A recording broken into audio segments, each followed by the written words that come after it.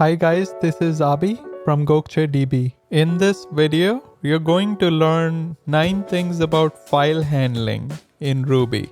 Number 1. Use the Readlines method to read a file line by line. In this example, I have a file called a.txt, which I'm reading line by line using the Readlines method and the each method. Number 2, you can also use the sysread method to read the first n characters. Here I'm reading the first 7 characters of the a.txt file in the read mode. Number 3, use the syswrite method to write to a file. Here I'm writing a line to a file called b.txt in the write mode. Number 4, use the a mode to append to an existing file.